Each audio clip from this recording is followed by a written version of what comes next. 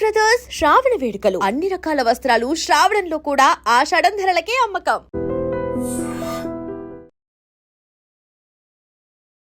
కాళ్ల పారాని ఆరకముందే ఓ నవ వధువు పెళ్లి కూతురు బలవన్మరణానికి పాల్పడిన విషాదకర ఘటన సత్యసాయి జిల్లా సోమందేపల్లి మణికంఠ నగర్లో జరిగింది.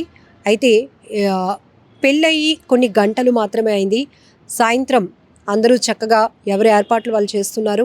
ఫస్ట్ నైట్ కార్యానికి సంబంధించినటువంటి ఏర్పాట్లు అందరూ చేస్తూ ఉండగానే ఈవినింగ్ 4 గంటల ప్రాంతంలో ఆ అమ్మా నాన్నకు హర్షిత, నాన్న నాకు ఈ పెళ్ళి ఇష్టం లేదు, మీరు నన్ను బలవంతంగా పెట్టడం వల్లే నేను ఈ పెళ్ళి చేసుకున్నాను, కానీ మరి కాసేపట్లో కార్యానికి సంబంధించి ఏర్పాట్లు కూడా జరుగుతున్నాయి, ఇంట్లో ఫస్ట్ నైట్ కూడా జరగబోతోంది, ఇక నేను ఇప్పటికైనా మీ ముందు ఓపెన్ కాలేకపోతే, నా పరిస్థితిని మీకు చెప్పుకోలేకపోతే ఇక నేను నరకం అనుభవించాల్సి వస్తుంది తర్వాత అంటే, అప్పుడు ఆ హర్షిత వాళ్ళ నాన్న, అదేంటమ్మా ఇప్పటి వరకు బాగానే అయింది కదా, ఎంగేజ్మెంట్ జరిగి 2 నెలలు అవుతుంది, పెళ్ళి కూడా అంతా చాలా గ్రాండ్గా జరిగింది, ఇప్పుడు వచ్చి ఇలా చెప్తున్నావేంటి అని నచ్చజెప్పే ప్రయత్నం చేశారు. కానీ హర్షిత నాకు కొంచెం టైర్డ్గా ఉంది, నిద్ర వస్తుంది, కాసేపు నేను రెస్ట్ తీసుకొని వస్తానని చెప్పి వెళ్ళింది.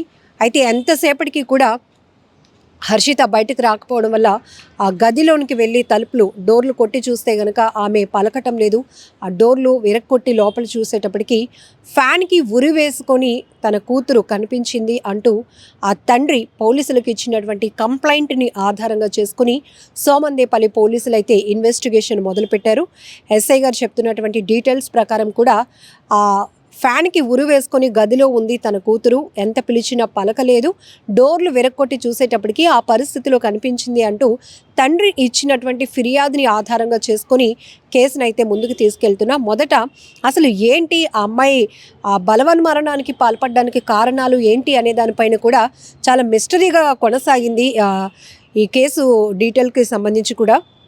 ఎందుకంటే హర్షిత పేరెంట్స్ ఇప్పటి వరకు ఒక వాదన వినిపించారు, అమ్మాయికి ఇష్టమైన పెళ్ళే, పెద్దల సమక్షంలో పెళ్లి చేశాం, ఇష్టం కాబట్టే ఎంగేజ్మెంట్ అయిన దగ్గర నుంచి పెళ్లి జరిగిన వరకు కూడా చాలా గ్రాండ్గా అయింది, తను కూడా చాలా సంతోషంగా ఉంది, ఫొటోస్ కావచ్చు మొత్తం అన్ని తంతుల్లో కూడా చాలా హ్యాపీగానే ఉంది, అలాంటిది ఏమీ లేదు, తన ఫ్రెండ్స్ కూడా హైదరాబాద్ నుంచి 10 మంది అబ్బాయిలు ఒక అమ్మాయి కూడా వచ్చారు.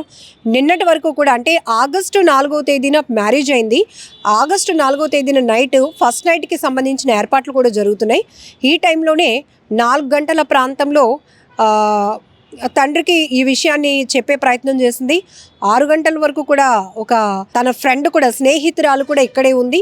ఆ తర్వాత ఆమె రిటర్న్ అయిపోయింది హైదరాబాద్కి. అయితే వెళ్ళిన తర్వాత తన కూతురు ఇలా చనిపోయిందని తెలిసిన తర్వాత కూడా వాళ్ళెవరూ ఫోన్లు చేయట్లేదు, ఫ్రెండ్స్ కూడా కనీసం అడిగే ప్రయత్నం చేయలేదు.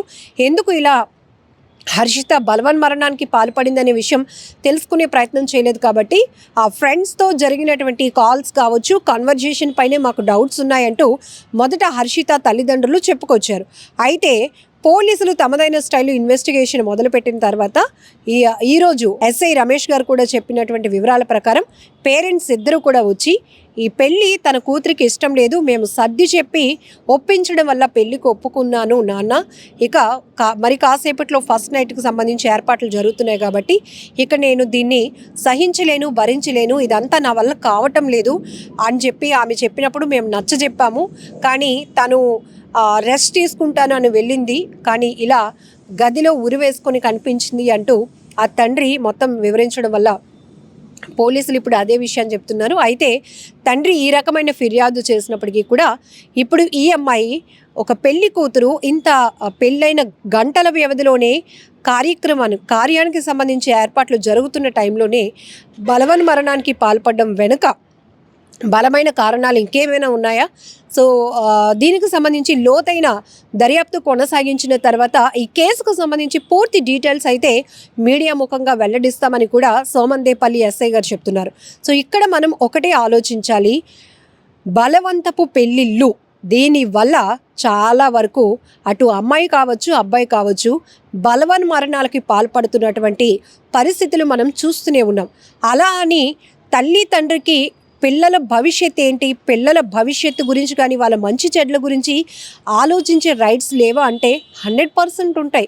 ఎందుకంటే వాళ్ళ పిల్లలు ఎలా ఉంటే బాగుంటుంది అనేది ఆలోచన చేయాల్సిన ఎంత అవసరం ఉందో, పిల్లల ఇష్టాలను గౌరవించాల్సిన పరిస్థితి తల్లిదండ్రులకు కూడా ఉంది. అలానే తల్లిదండ్రులు ఇప్పటి వరకు మనకి ఏం కావాలి, ఏది మంచి, ఏది చెడు అని మనల్ని అడిగి పెంచలేదు. కొంత ఏజ్ వచ్చిన తర్వాత, మెచ్యూరిటీ లెవెల్స్ వచ్చిన తర్వాత మనకి ఇది బాగుంటుంది, మనం ఇది చూస్ చేసుకునేటటువంటి ఫ్రీడమ్ కావచ్చు, ఆలోచన శక్తి మనకు వస్తుంది. బిఫోర్ అంతా కూడా మనం పేరెంట్స్ పైన డిపెండ్ అయిన వాళ్ళమే. సో చిన్నప్పటి నుంచి అసలు మన గురించి మనకన్నా మన పేరెంట్స్కే బాగా తెలుస్తుంది. మన మూడ్ ఎప్పుడు ఎలా ఉంటుందో, మనకి ఇష్టమైంది ఏంటి, మనకి నచ్చింది చేస్తే మనం ఎలా ఫీల్ అవుతాం పిల్లలు. కానీ తల్లిదండ్రులకు ఉన్నటువంటి నాలెడ్జ్ యాక్చువల్గా మన మీద మనకి కూడా ఒక క్లారిటీ ఉండదు.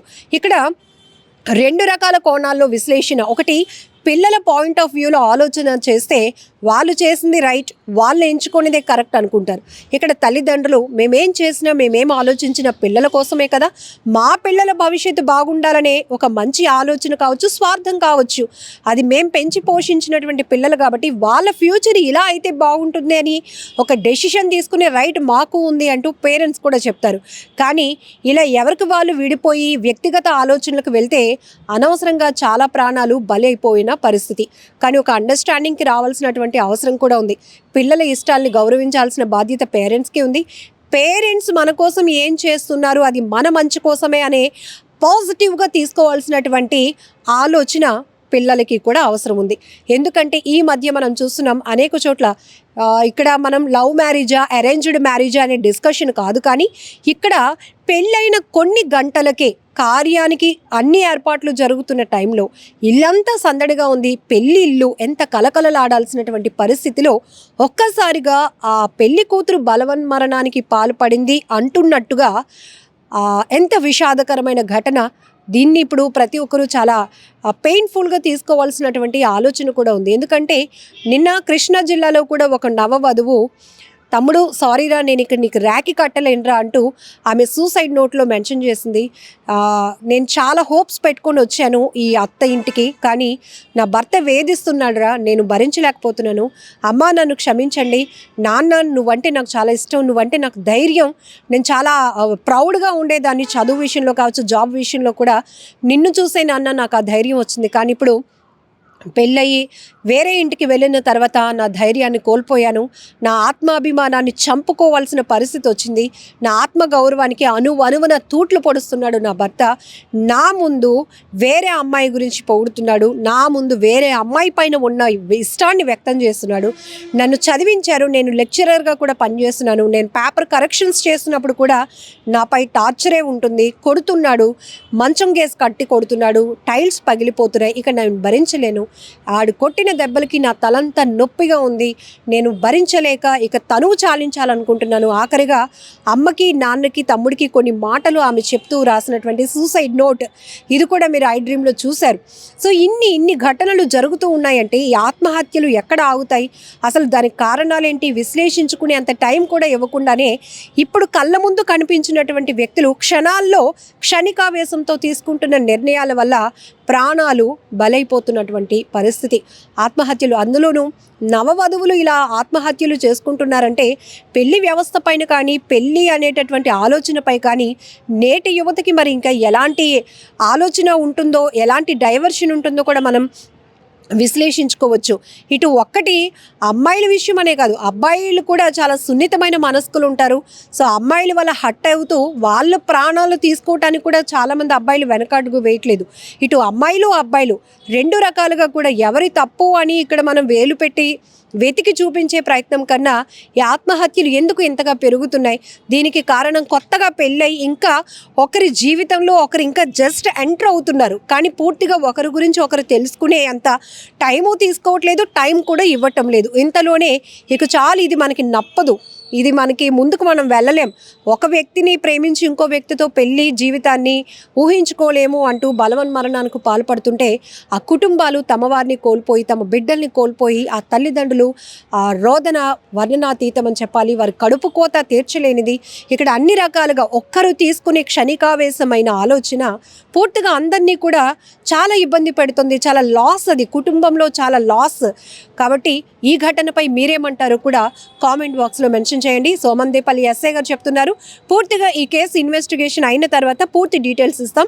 ప్రస్తుతానికి హర్షిత ఎవరైతే మృతురాలు తండ్రి ఇచ్చినటువంటి కంప్లైంట్ ఆధారంగా ఇన్వెస్టిగేషన్ కంటిన్యూ అవుతోంది. ఆ విషయంలో అయితే అతను మొదటంతా కూడా నా కూతురికి ఇష్టమైన పెళ్ళే పెద్దల సమక్షంలో చేసాం, చాలా గ్రాండ్గా చేశామన్న ఆ తల్లిదండ్రులు ఇప్పుడు నా కూతురికి పెళ్ళి ఇష్టం లేదు, ఈ విషయం ముందు కూడా చెప్పింది, నచ్చజెప్పి పెళ్ళి కొప్పించాం, ఇప్పుడు ఫస్ట్ నైట్కి ముందు తన ఇష్టాన్ని తన అయిష్టతను రెండు కూడా మా ముందు ఎక్స్ప్రెస్ చేసింది. అయితే మేము నచ్చజెప్పే ప్రయత్నం చేశాము అనుకున్నాం, కానీ నా కూతురు దీన్ని పాజిటివ్గా ఆలోచించలేక తను సూసైడ్ చేసుకుంది అనే వాదన ఆ తండ్రి కూడా చెప్తా ఉన్నారు. సో ఏది ఏమైనా ఒక అమ్మాయిని కోల్పోయారు ఆ కుటుంబం. చాలా బాధాకరమైన ఘటన. నిన్నటి దినం హర్షిత అనే 22 ఏళ్ల యువతి ఉరి వేసుకొని ఆత్మహత్య చేసుకోవడం జరిగింది. ఈరోజు ఉదయం 8 గంటలకి తల్లిదండ్రులు ఇద్దరు వచ్చి, కృష్ణమూర్తి పద్మావతి అనే ఇద్దరు మణికంఠ కాలనీలో నివాసం ఉంటారు, ఇరువురు వచ్చి మాకు ఫిర్యాదు ఇవ్వడం జరిగింది. 2 నెలల క్రితం బాగేపల్లికి సంబంధించిన ఒక ప్రైవేట్ ఎంప్లాయీకి నిశ్చితార్థం చేసుకొని నిన్నటి దినం బాగేపల్లి దగ్గర కళ్యాణ మండపంలో పెళ్లి చేసుకొని అమ్మ నాన్న ఇంటి దగ్గర శోభన కార్యక్రమాలకి సాయంత్రం 4 గంటల గంట చేరుకున్నారు. చేరుకున్న తర్వాత అమ్మ నాన్నతో, నాన్న నాకు ఈ పెళ్లి ఇష్టం లేదు, నాకు ఇప్పుడే పెళ్లి చేసుకోవాలని కూడా లేదు, ఇంకా మీరు నిశ్చయించినారు కాబట్టి చేసుకున్నాము, దీనికి సంబంధించి నేను ఇప్పుడు కూడా చెప్పకపోతే ఇబ్బందులు పాలవుతానని చెప్పేసి మీకు చెప్తున్నాను, అలాగని చెప్పేసి క్యాన్సిల్ అయితే మీ పరువు పోతుందని నేను గమ్మునున్నాను అని చెప్పేసి చెప్పిందంట. ఇప్పుడు అలా చేస్తే బాగుండదు అమ్మా, ఇన్ని రోజులు బాగానే ఉన్నావు, ఇప్పుడు ఇలా చెప్తే ఎట్లా అంతా అయిపోయిన తర్వాత అని చెప్పేసి మేము అడగడం జరిగింది. సరేలే నాన్న, ఏదైతే అదైతుంది అని చెప్పేసి అలసిపోయాను, కొంచెం రెస్ట్ తీసుకుంటా అని చెప్పేసి పర్సనల్ వెళ్ళి అనుకుంటా అని చెప్పి వెళ్ళింది. కొంతసేపు తర్వాత నిద్ర లేపాలని చెప్పి మా పాపను లేపితే ఎంతసేపు గడి తీయకపోయేసరికి చూస్తే తలుపు గడి ఉన్నది. గడి పగలగొట్టి లోపలికి వెళ్ళిన తర్వాత ఉరి వేసుకొని తన చీరతో ఉరి వేసుకొని చనిపోవడం జరిగింది. నిజంగా ప్రస్తుతం ఉన్నటువంటి సమాజం దేనికి ప్రయారిటీ ఇస్తుంది? ఆర్థిక సంబంధాల చుట్టూ మాత్రమే తిరుగుతోంది. మళ్ళీ ఎన్నికలంగానే చాలా విరక్తి కలుగుతాను. మంచి అనిపిస్తుంది కదా, లేడీస్ కూడా ఛాలెంజింగ్ జాబ్స్ చేసినప్పుడు చాలా బాగుంటది. ట్రాఫిక్ అసిస్టెంట్స్ గా నియమించిన ట్రాన్స్జెండర్స్ అందరితో సాల్యూట్ చేయించుకుంటున్నారు. ఫుడ్ డెలివరీ ఇవ్వటానికి వెళ్ళినటువంటి డెలివరీ బాయ్ అనిల్ పై కళ్ళ ముందు